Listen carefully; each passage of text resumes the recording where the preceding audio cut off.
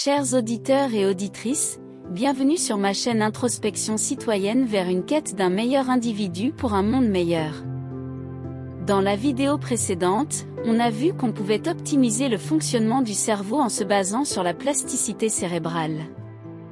Ceci nous permet de changer les programmations inconsciemment installées. Aujourd'hui, on va voir comment on peut atteindre la flexibilité mentale, en assouplissant nos pensées rigides. Nous passons la plupart de notre temps à penser. Notre cerveau fonctionne inconsciemment avec des pensées automatiques, conditionnées par des croyances enregistrées dans nos expériences passées.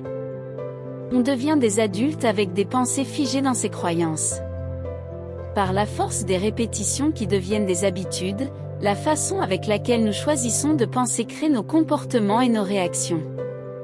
Nos états de souffrance ou de joie sont par conséquent le fruit de nos pensées.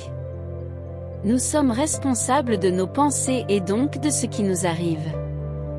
Et si nous ne contrôlons pas nos pensées automatiques négatives, elles finiront par nous dominer.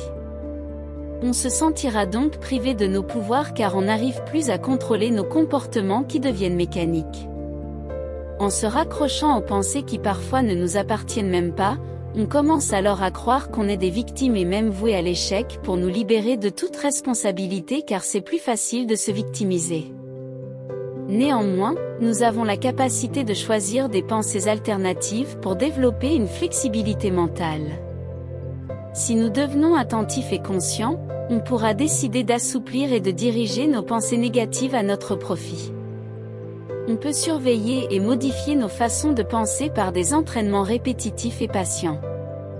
On peut écarter les pensées mauvaises ou inutiles et garder de plus en plus les bonnes et les utiles.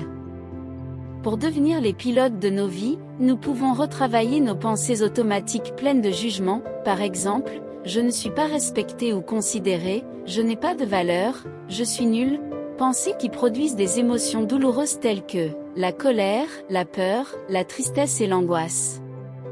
En les remplaçant par des pensées alternatives pleines d'acceptation et de bienveillance en nous disant plutôt, ils ne l'ont pas fait exprès, ma valeur est intrinsèque, personne ne peut me l'enlever, il n'y a aucune raison qu'ils ne me considèrent pas, et alors, je ne les crois pas, l'intensité des émotions baisse alors automatiquement. Plus on comprend nos pensées automatiques et d'où elles viennent, plus nous nous connaissons et sommes bienveillants envers nous-mêmes. On va donc mieux anticiper nos réactions. La connaissance de nous-mêmes nous permet de reprendre le contrôle sur notre vie. On peut alors décider de comment on veut la vivre en transformant et en filtrant nos pensées. Les pensées alternatives deviendront de nouvelles habitudes programmées par notre cerveau. On ne peut pas changer les événements externes. Arrêtons alors de nous plaindre, de blâmer les autres ou les circonstances et d'attendre que tout soit dans l'ordre pour être heureux.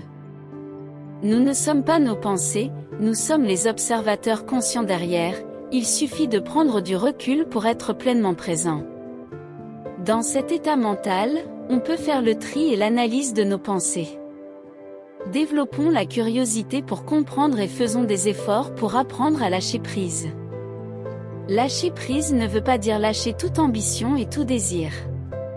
C'est lâcher la lutte contre la vie.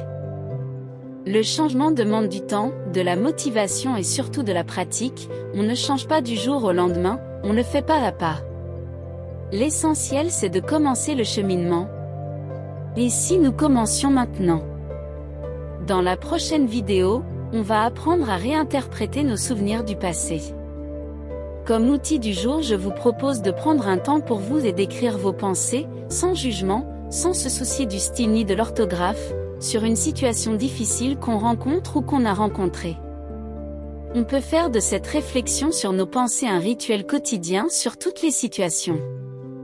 L'objectif est de nous habituer à nous détacher de nos pensées pour pouvoir ensuite les observer et les analyser. Si vous voulez continuer cette exploration avec moi, cliquez sur le bouton s'abonner et activez la cloche pour recevoir les notifications des prochaines vidéos. N'hésitez pas à me laisser vos commentaires pour que je puisse les améliorer.